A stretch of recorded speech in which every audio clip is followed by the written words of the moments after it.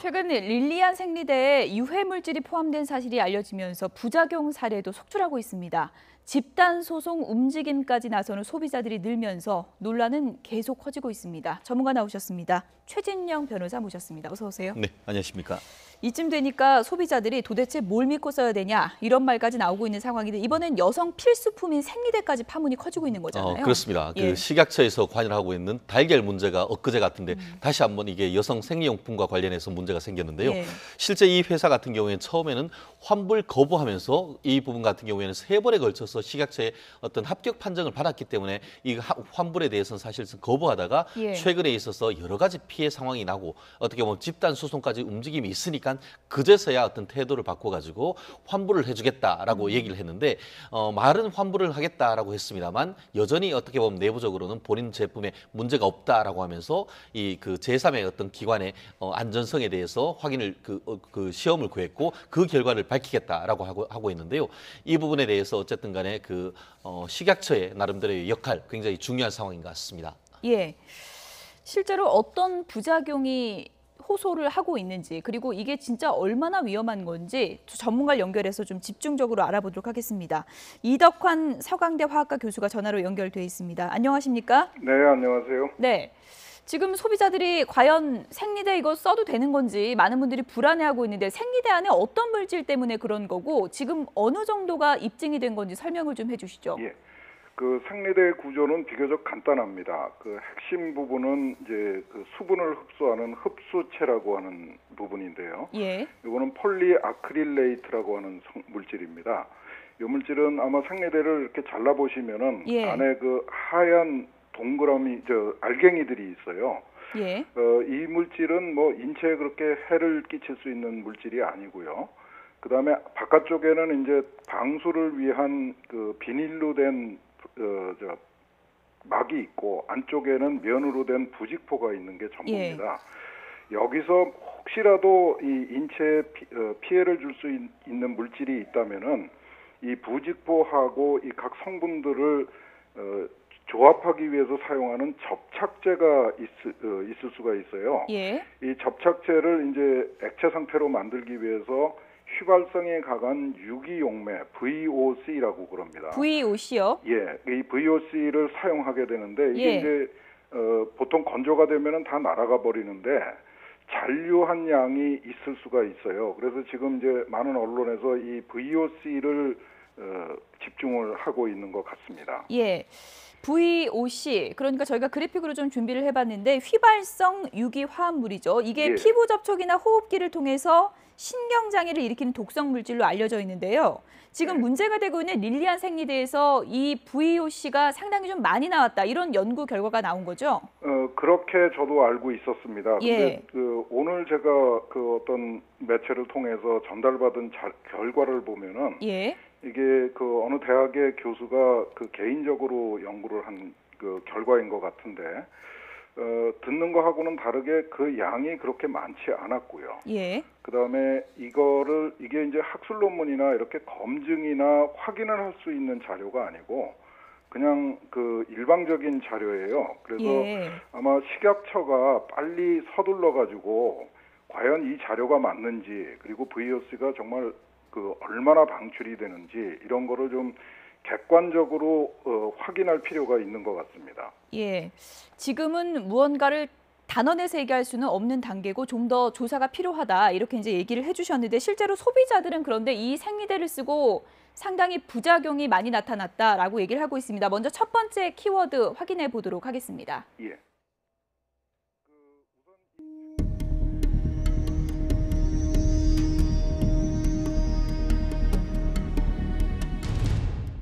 네.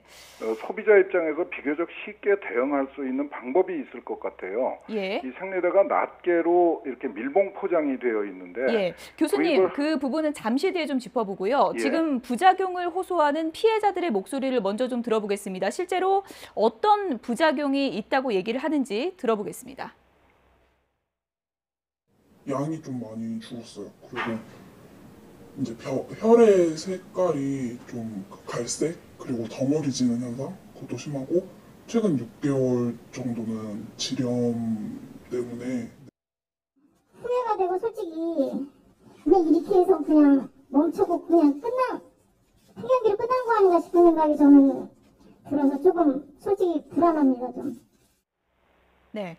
여성들이 매달 쓸 수밖에 없는 그런 필수품 여성 생리대인데 지금 뭐 양이 줄었다, 주기가 불규칙해졌다, 난소에 종양이 생겼다 이런 부작용 호소가 속출하고 있는 그런 상황입니다. 교수님 가정에서 좀 설명을 해주셨으면 좋겠는데요. 예. 예를 들어서 VOC가 조사 결과 이 기준치보다 상당히 많이 들어있는 것으로 나타났을 경우에 이 물질로 인해서 이런 현상이 나타날 수 있는 건가요? 예.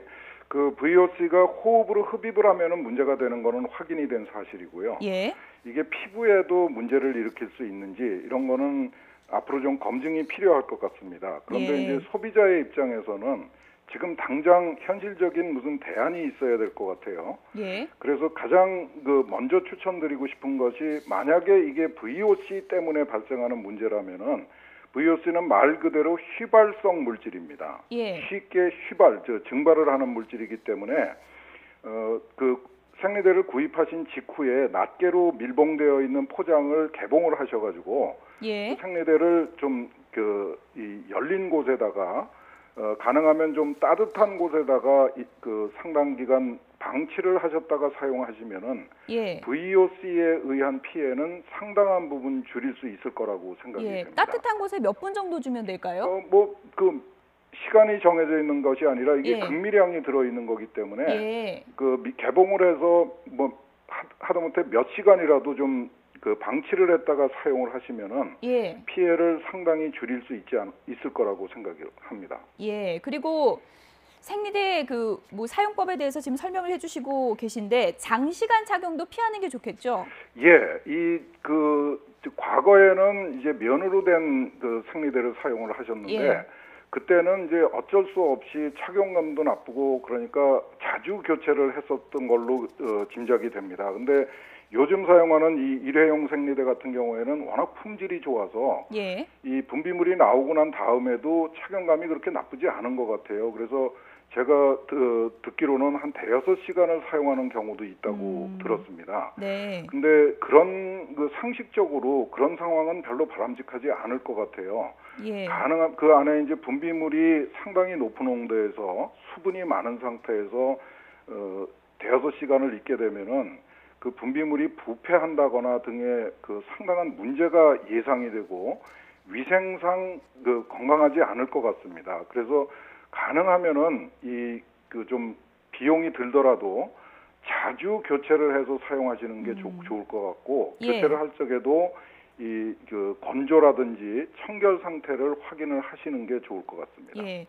그러니까 교수님 설명을 제가 좀 잠시 간략하게 정리를 해보면 VOC, 그러니까 휘발성 유기화합물이 얼마나 들어있고 얼마나 위험한지는 추후 좀 정확한 조사가 필요한 부분이고, 그리고 이것이 몸에 안 좋긴 하지만 휘발성이기 때문에 위생 수칙만 잘 지키면 상당 부분을 예방할 수 있다, 이런 설명이신 거죠? 그렇습니다. 예.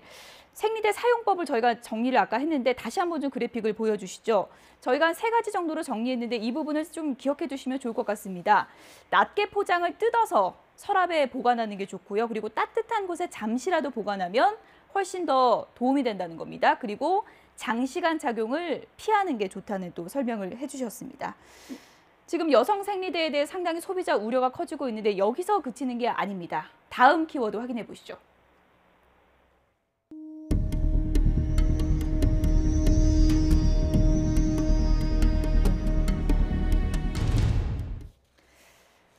네, 교수님, 지금 예. 아이 키우는 분들은 이게 생리대 문제면 같은 제조업체에서 나오는 아기 기저귀는 과연 안전한 건지 많이 불안해하고 있거든요. 예.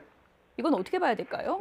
아기 기저귀도 그 크기하고 모양만 다를 뿐이지 생리대하고 똑같습니다.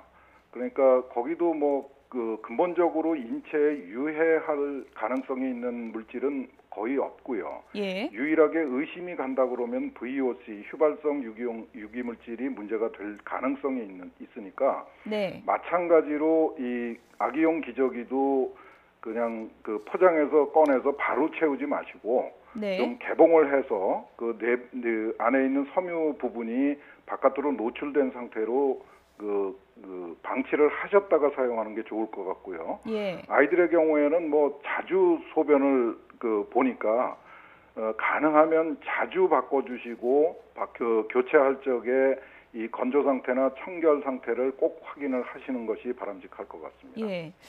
일단 많은 여성분들은 지금 릴리안 생리대 문제가 되다 보니까 다른 생리대는 괜찮을지, 과연 또 아기 기저귀 막 써도 되는지 걱정이 될 수밖에 없는 상황인데, 지금 막연한, 그러니까 다른 제품에 대해서 막연한 공포감을 느낄 단계는 아니다, 이렇게 보시는 거군요. 그렇습니다.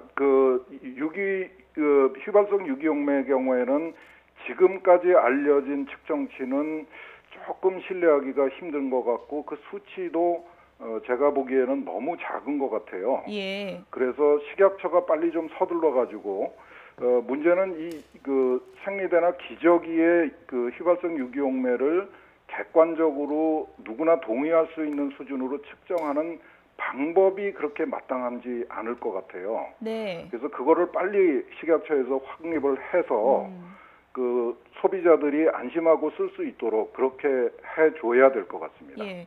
여성이나 아기의 이제 필수품이기 때문에 이 부분에 대한 조사가 좀 시급히 명확하게 이루어져야 될 것으로 보입니다. 이덕환 서강대 화학과 교수였습니다. 도움 말씀 고맙습니다. 예, 감사합니다. 예. 최진영 변호사님. 네. 그러니까 너무 공포감을 가질 필요는 없다. 앞으로 이제 추후 조사는 좀 해볼 필요는 있다. 이런 설명인데요. 하지만 나도 피해를 입었다라는 소비자들이 지금 너무 많아지고 있지 않습니까?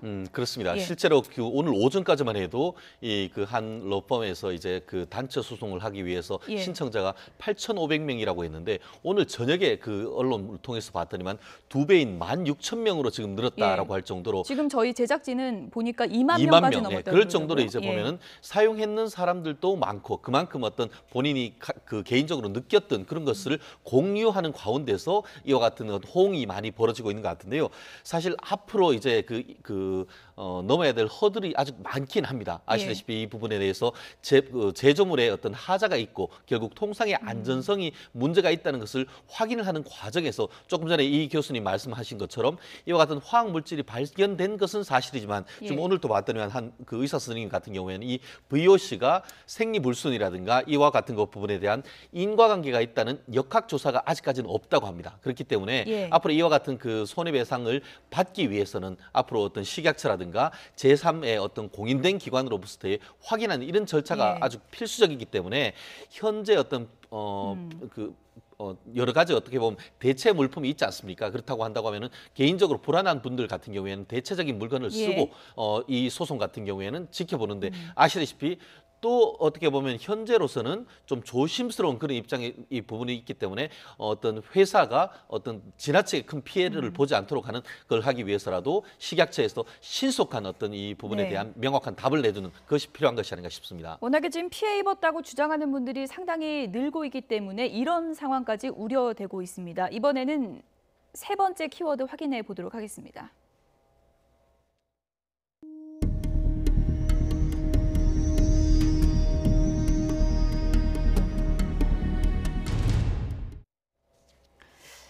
이것이 집단 소송으로 가면 제2의 가습기 살균제 사태로 이어질 수 있다라는 우려가 지금 커지고 있습니다. 가습기 살균제 사태 때도 피해자들이 애를 먹었던 것이, 그것이 피해 입증을 구체적으로 좀 보여줄 수 있는 단서를 찾는 게 쉽지 않았잖아요. 그렇습니다. 실제로 어떻게 보면은 이 폐가 화석화되고 해서 사람이 죽은 케이스나 피해가 굉장히 많았음에도 불구하고 이 국가기관에서 그거 확인하는 절차를 제대로 하지 않다 보니까 그 피해가 확산됐던 그런 문제가 있었던 것 같은데요. 지금 이 부분 같은 경우에도 지금 식약처 같은 경우에는 빨리 수거를 해서 뭘 한다는 것보다는 이 어떤 수거에서 어떤 조사 결과가 내년에나 나온다, 이런 얘기가 있지 않습니까? 그렇죠. 결국 그렇기 때문에 지금 많은 부분들이 마치 이것이 제2의 가습기 살균제 사태가 아닌가 하는 그런 식으로 우려를 하고 있는데, 그렇기 때문에 더더욱 더 이번 식약처 같은 경우에는 이 부분에 대해서는 신속한 조치가 필요하고, 실제로 이 부분과 관련해서 기업이 처벌될 수 있는가, 이런 부분에도 상당히 어떤 관심이 많지 않습니까?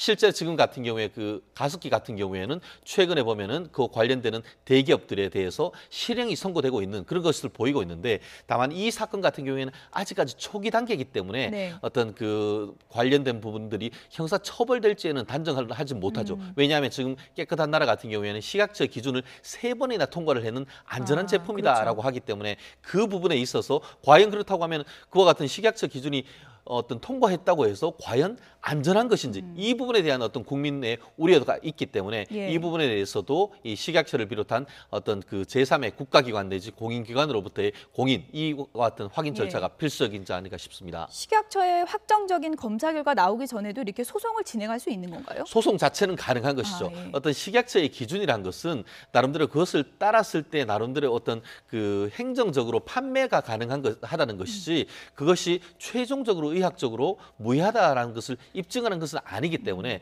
결국 최종 현재 식약처에서 했던 그 기준 자체가를 따랐는지 아니면은 처음에 확인받을 때는 허가받을 때는 따랐지만 나중에 어떤 생산하는 과정에서는 그 기준을 따르지 않았을 수도 있기 때문에 어떤 그 2014년부터 생산했다고 하니까 그 과정에 있었던 샘플 같은 것들을 하나하나 검사하는 과정에서 어떤 위법 행위도 나올 수 있기 때문에 그 부분에 대한 어떤 입증 절차가 필요하지 않을까 싶습니다. 예.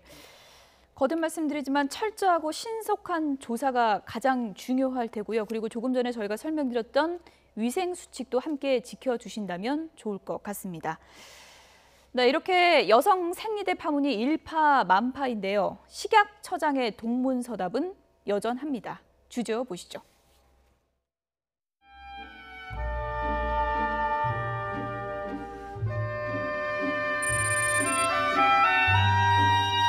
지금 살충제 계란에 이어서 최근에 여성의 가장 민감한 날 사용되는 독성 생리대 문제가 발생했습니다.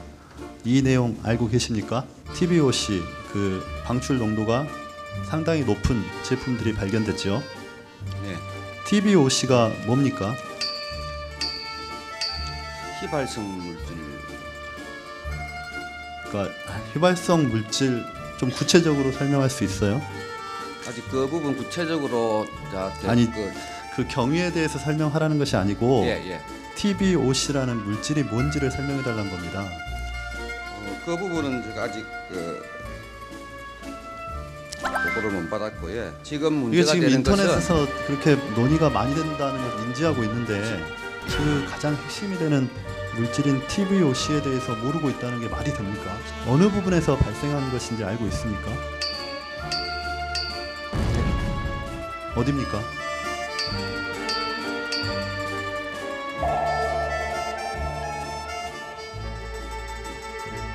구체적으로 답을 해야 됩니까?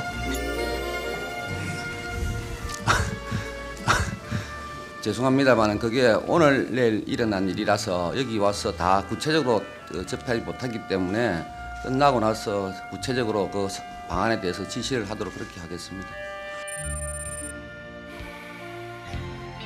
일반 국민들보다 더 모르세요. 그렇게 모르시고 시간이 아직 뭐 몇 달 안 됐대지만 짧은 시간 아니야. 밤새고라도 공부하고 오셨어야죠.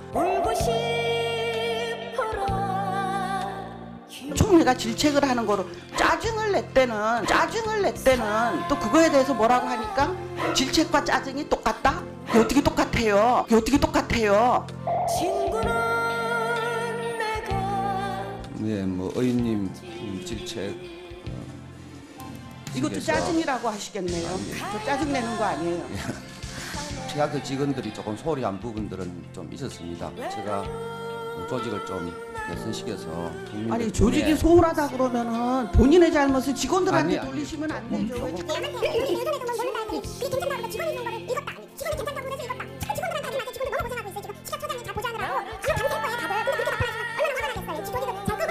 의원님 말씀 책에서 식약처 열심히 이끌도록 하겠습니다. 위협한 부분은 사과를 드립니다. TBOC에 대해서 모르고 있다는 게 말이 됩니까? 밤새고라도 공부하고 오셨어야죠. 식약처 직원들이 조금 소홀한 부분들은 좀 있었습니다.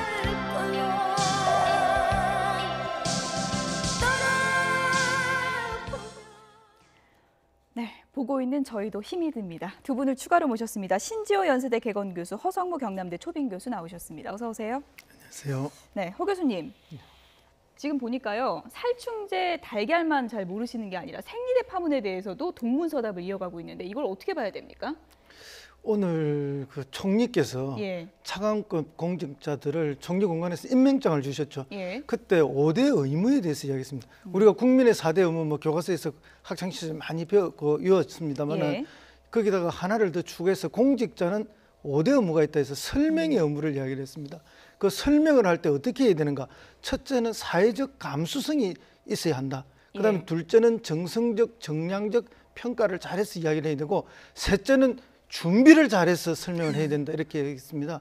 아마 이제 볼 때 오늘 이제 그 세 번째 준비가 좀 많이 부족했던 것이 아닌가.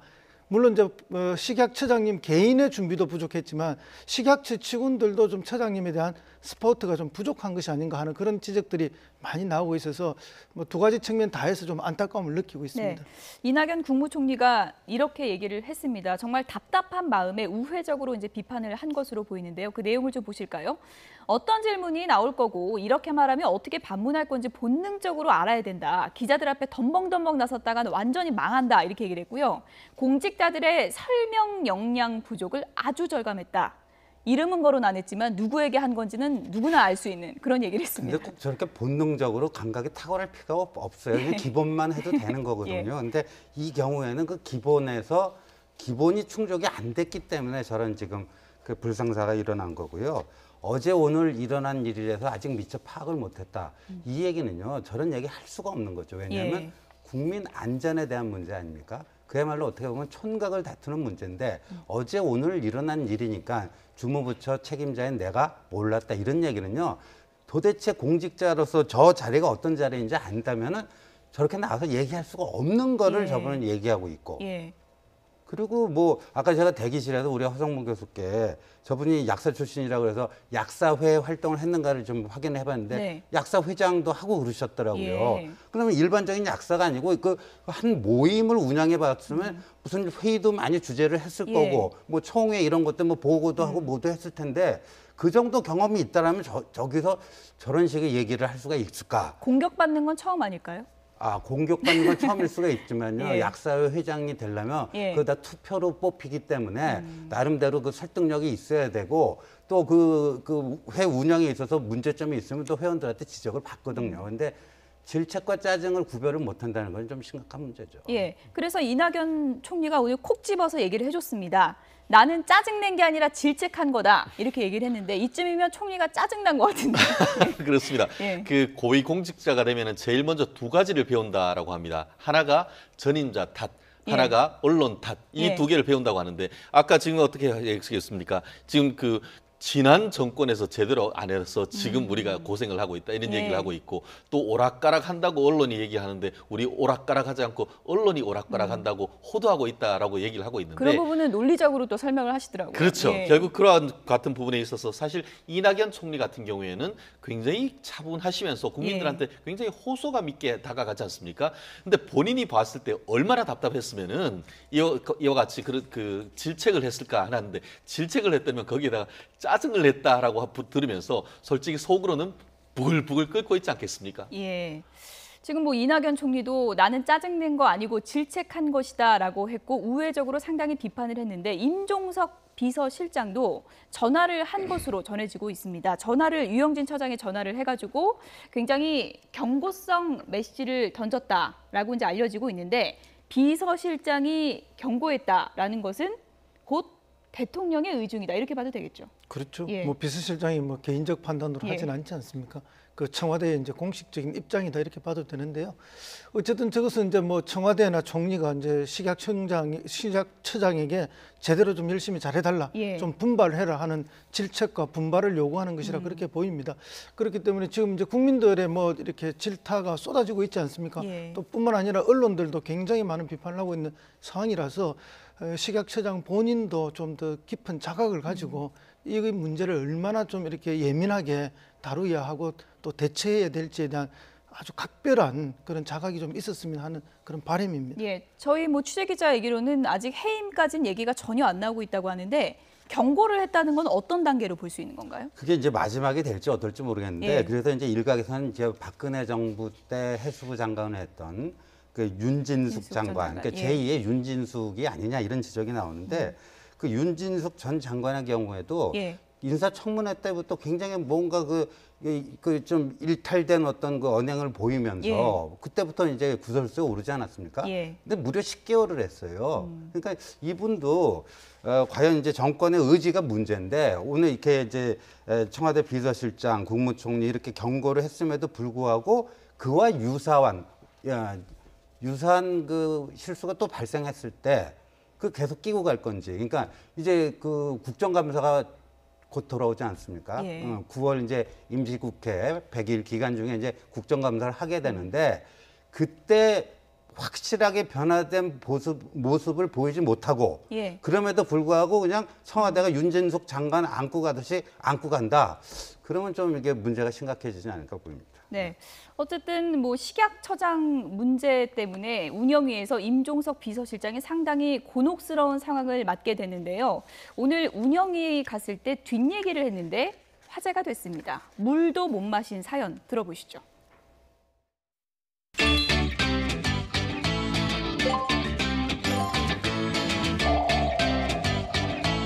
그것은 종합적으로 대통령의 인사권이 존중되는 것이 옳다 그렇게 생각합니다. 초기에 업무 파악이 좀 부족하고 국민들의 염려를 키운 것은 매우 안타깝고 유감스럽게 생각합니다.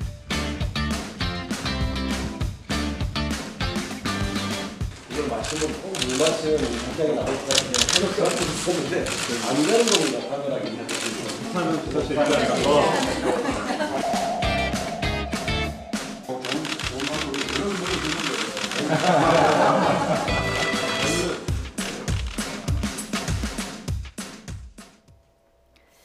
그럴 땐 미리 물을 마셔라. 문재인 대통령의 비법 전수라고 볼 수 있을 것 같은데요. 맞습니다. 그런데 뭐 예. 국회에 가면은 누구나 긴장하게 돼 있습니다. 더군다나 이제 비서실장부터 해서 비서관들까지 달고 다 가서 이제 운영위원회 하면은 국회의원들 여야의 질타를 받게 되는데 예. 사실 속이 타죠. 물이 뭐 절로 손에 갈 수밖에 없는데 그럼에도 불구하고 물컵에 손이 안 가고 버텼다는 거는 물 한 잔만 마시면 뭐 카메라 기자들이 셔터를 엄청나게 누르죠. 그러고는 쏙 타는 비서실장, 뭐 해명할 길이 없어, 뭐 전부 이런 제목을 뽑아 나오게 되니까 이 조심스러울 수밖에 없습니다. 더군다나 지금 이제 그 식약청장이 국회에서 여러 가지 실수가 있었기 때문에 거기에 대한 뭐 책임을 어쨌든 최종적으로는 청와대가 져야 되고 그걸 대표적으로는 비서실장이 져야 되는데 이게 이제 오늘 사실 저는 총리께서 굉장히 중요한 말을 했다고 생각합니다. 사전에 준비하고 그다음에 예민하게 정서적으로 대응하고 정량적, 정성적 평가를 갖고 있어야 된다. 그렇게 했을 때 제대로 대처할 수 있고 국민한테 설명할 수 있다는데 사실은 노무현 대통령이 국무회의에서 국무위원들에게 국회에 가서 대처하는 법을 한번 이야기한 적이 있습니다. 순발력이 있어야 된다. 순발력은 그냥 생기는 것이 아니다. 어떤 질문이 올 건지 그 질문이 올 때 내가 어떻게 대답할 것인지 수없이 반복해보고 이렇게 해보고 저렇게 해봤을 때 예상했던 질문이 나올 때 정말 설득력 있게 대답하거나 아니면 대받아치거나 이렇게 되는 것이다. 그게 다 준비거든요. 이제 그런 부분에 대해서 오늘 사실은 차관급들한테 임명장을 주면서 총리가 오리엔테이션을 시킨 겁니다. 그럴 정도로 이렇게 이제 뭐 이 사태가 사실은 굉장히 정치적으로 중요한 의미를 갖는 것이죠. 물 안 마신 건 잘한 처신입니까? 잘한 처신이죠. 저서 물 마셨더라면 정말 뭐 정부 전체가 속이 타는 것으로 기자들이 다 평가를 그리 하지 않겠습니까? 본인도 그게 얼마나 힘들어서 와서 저렇게 뭐 우스갯소리처럼 저렇게 이야기를 했지만 실질적으로 지금의 상황을 뭐 대변해서 하는 이야기다라고 봅니다. 신 교수님, 정치인들이 이런 회의하고 이럴 때 이렇게 제목까지 이렇게 머릿속에 이렇게 떠올리면서 행동하고 이렇게 하나요? 근데 한 장의 사진, 뭐 사진 정치라는 말도 있는데 한 장의 사진이 주는 그 의미가 너무나 커요. 그러니까 그래서 속 타는 비서실장 그리고요. 정치인들은요 이렇게 통화할 때도 이렇게 가리고 통화하면 안 되더라고요. 왜냐하면 옆에 사람들 좀 덜 들리게 하려고 에티켓 차원에서 이렇게 가리고 하면요 그걸 딱 찍으면 누군가 은밀히 통화하는 아무개 이렇게 돼버립니다. 그러니까 마치 뭔가 음습한 그 통화를 하는 것처럼 이게 이런 식으로 되니까 늘 그 노출돼 있기 때문에 거기서 일거수일투족을 어떻게 해야 될지 그런 거를 사전에 일부러 이렇게 문자 보여주시는 분들도 있잖아요. 그런 이제 의도적인 노출이고요. 의도적인 노출이고 그러니까 오늘 같은 경우에 이제 만약에 물을 마신 경우랑 저런 식으로 여유 있게 이제 후일담처럼 농담을 하는 거는 굉장히 큰 차이가 좀 발생하지 않습니까? 임종석 비서실장의 운영이 뒷얘기를 좀 들어봤고요. 이번엔 자유한국당 얘기로 넘어가 보도록 하겠습니다. 지지율이 참 낮아서 고심인 자유한국당 홍준표 대표가 요즘에 2030 마음을 잡기 위해서 전국을 누비고 있다고 합니다. 주제어 보시죠.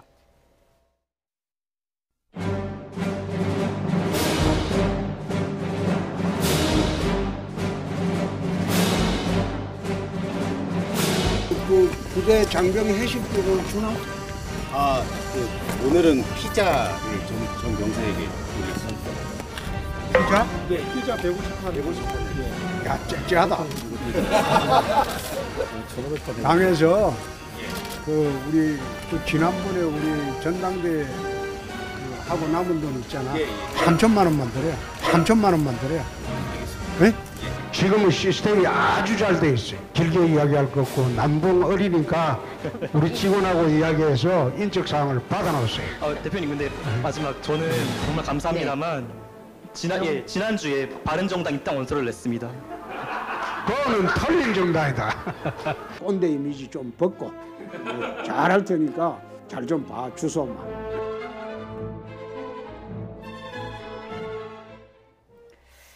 네, 홍준표 대표가 늘 하는 얘기가 왜 나를 싫어하는지 모르겠다. 난 정말 괜찮은 사람인데 청년들이 왜 나를 싫어하냐. 그 답이 뭔 것 같습니까? 최진영 변호사님. 기본적으로 본인이 생각하기에는 모래시계 검사 그리고 또 없는 집안에서 개철에서 용이 낳는 흑수저. 이런 식으로 해서 흑수저 스토리가 있다 생각을 하지만 요즘 모래시계 검사가 누군지도 모르고 또 지난번 같은 경우에 대선을 거치면서의 어떤 대선 그 토론 과정에서 나타난 그런 모습을 사실은 보면은 상큼하다기보다는 연세 드신 그런 어떤 그 예전에 어떻게 했습니까? 술 마신 그 시골 노인 이런 식으로 지금 평을 했기 때문에 그와 같은 이미지를 어떻게 벗어날 것인가 이것을 지금 고민을 하고 있는 것 같은데요. 실제로 지금 같은 경우에는 미스터 준표의 청춘 그리기라고 해서 2030에 다가가려고 하는 모습이 있는데 저렇게 핑크색도 그렇죠. 셔츠도 옷이나 뭐든 이렇게 연출을 하고 있는데 아직까지는 뭔가 조금 이렇게 좀 어설픈 점이 없진 않습니다. 그렇지만 이와 같은 노력 자체가 앞으로 이제 계속 얘기가 된다고 한다고 하면은 조금 더 세련돼 나갈 수 있는 그런 여지는 지금 발견한 것이 아닌가 싶습니다. 뭐 3천만 원 돈도 쓰고 토크 콘서트도 하고 노력도 하는데 조금 전에 보셨겠지만 한 청년에게 입당하라 그러니까 난 바른정당 갈 거다 이렇게 또 바른정당이 안 좋은 반응이 나오지 않습니까? 입당원서 이미 썼다고 그랬죠. 그러니까 그 바른정당이 아니고 털린 정당이다 이렇게 이야기를 했는데요.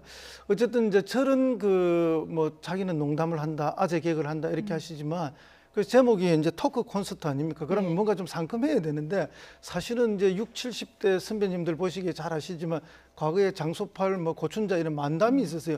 그러니까 이분이 토크 콘서트를 하는데 마치 무슨 만담을 하는 듯한 그런 느낌이 되니까 이게 이제 청춘들하고는 이렇게 정서적 소통이 잘 안 되는 거죠. 그래서 굉장히 어렵고 또 당의 사무총장은 돈이 없어서 죽겠다는데 피자 3천만 원 쏴라. 이렇게 하니까 이게 무슨 어느 게 맞는지 이렇게 정신이 없다는 느낌이 들죠. 그래서 이제 물론 뭐 장병들을 걱정해서 3천만 원 회식비를 줘서 피자를 먹게 하는 건 정말 좋은 일인데 실제로 당은 지금 어려서 죽겠다는 거 아닙니까? 그러니까 이게 앞뒤 줄이 좀 안 맞는 행보다 이렇게 봅니다. 그럼에도 불구하고 홍준표 대표가 오늘 우리 당은 부활하고 있다 이렇게 주장을 했습니다. 어떤 근거 때문인지 들어보시죠. 당 창당 이래 이렇게 철저하게 국민의 외면을 받아보기도 저희들이 사실상 처음이고 또 지난 우리가 차떼기 파동 있을 때보다도 더 힘들게 지금 세월을 보내고 있습니다.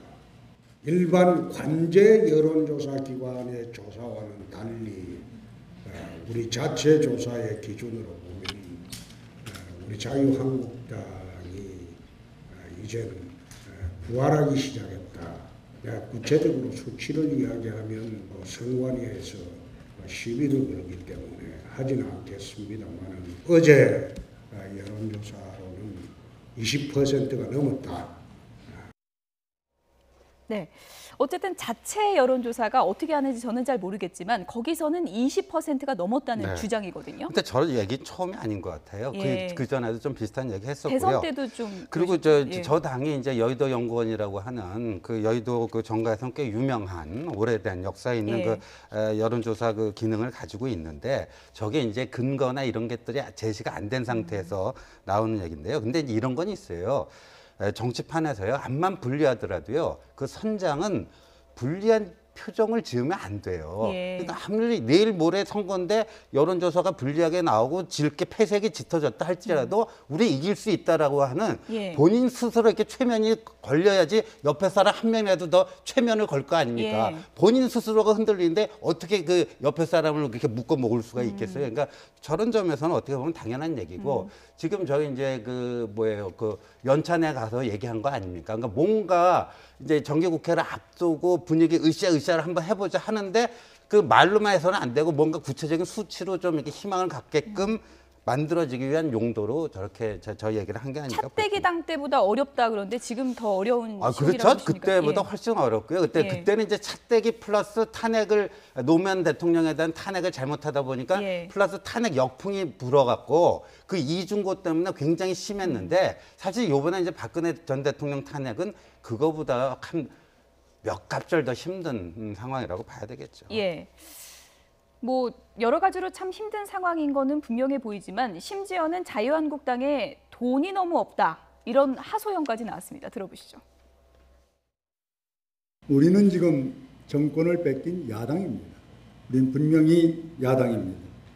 군사를 빼야 됩니다. 얼마나 지금 우리 당이 어려우냐 하는 것을 간단히 지적을 드리면은 후원금이 들어오지 않고 있습니다. 당비가 2,000원에서 1,000원으로 하향했고 그 1,000원도 지구당으로 전액을 돌려드리는 제도를 만들다 보니 중앙당을 운영하기가 쉽지를 않습니다. 선관위에서 정당법에 의해서 보조를 받던 거 3분의 1이 줄었습니다. 그리고 여당 때 직접 간접 멀리서 가깝게 156개 공공기관들 우리의 울타리였습니다. 지금 한 곳도 우리 도와주는 그런 공공기관이 없습니다. 네, 다른 얘기보다 이렇게 돈 얘기를 하니까 더 좀 슬프게 들리기도 하는데요. 어떤 상황이라고 봐야 되는 건가요? 그렇죠. 뭐 이제 자유한국당의 사무처 직원들이 위기감을 많이 예. 느꼈다는 이야기를 하지 않습니까?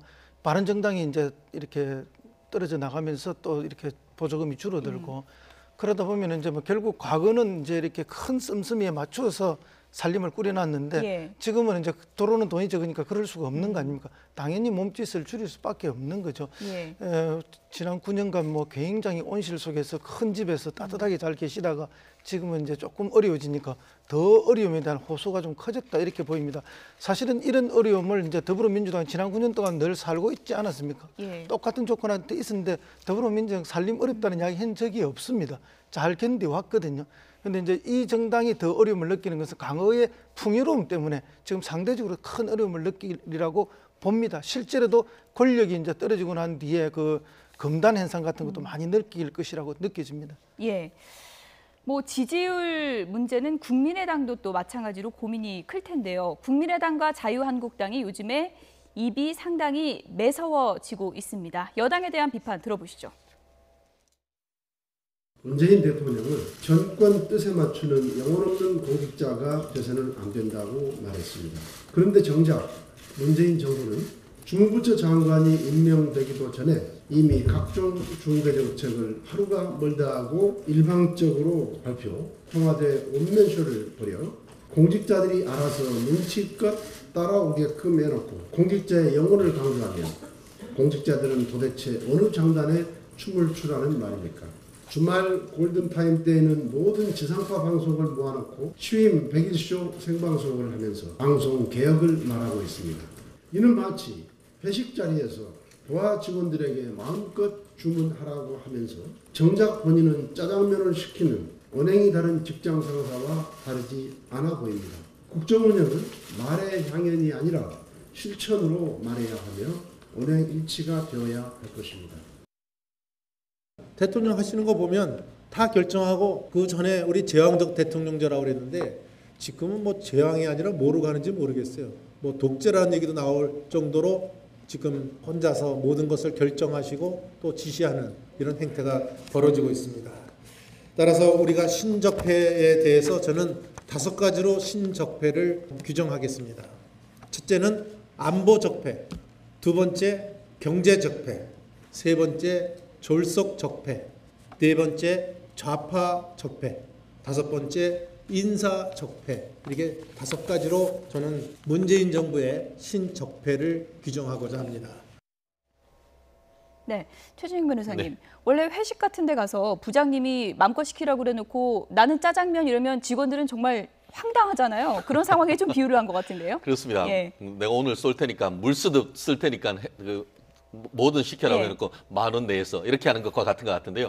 말씀하신 것처럼 김동철 그 원내대표 같은 경우에도 본인이 얘기하는 것과 실제로 이제 그 행동과 그 어떤 그 말이 다르다는 건 예. 얘기 아니겠습니까?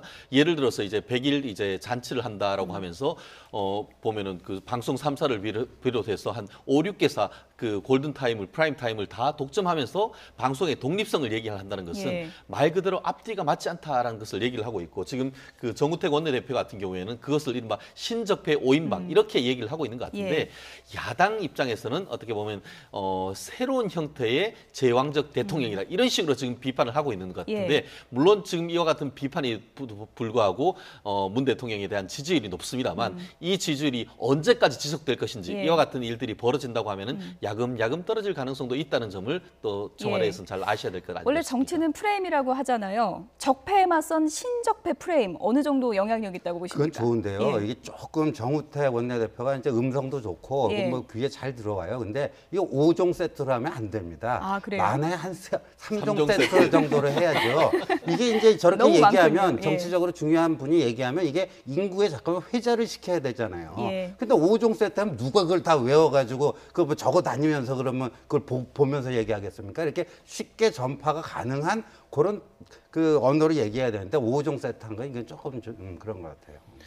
글쎄 뭐 야당이야 언제나 비판하고 또 비판할 의무가 있는 거있기 때문에 이렇게 비판한다고 보는데요. 실제 뭐 이제 그 전파를 독점했다는데 요즘은 청와대가 독점하고 싶다고 해서 무조건 독점되는 것은 아니지 않습니까? 방송도 어느 정도의 이게 시청률에 대한 가능성이라는 이런 걸 보고 따라 들어오는 거지. 예. 청와대가 강제로 우리 거 보도해라 생방송해라 한다 해서 모든 방송이 생방송을 하는 건 아닌데 마치 이제 강제성을 가지고 그렇게 한 것처럼 이야기하는 것은 조금 과하다 그런 느낌은 들고요. 다만 이제 청와대도 야당의 이런 지적들 중에서도 혹시 귀담아 들을 만한 것이 있는지에 대해서는 예. 한번 스스로 잠깐 돌이켜보는 그런 것은 필요하다고 봅니다. 예, 여기까지 듣겠습니다. 네, 세 분 오늘 나와주셔서 고맙습니다.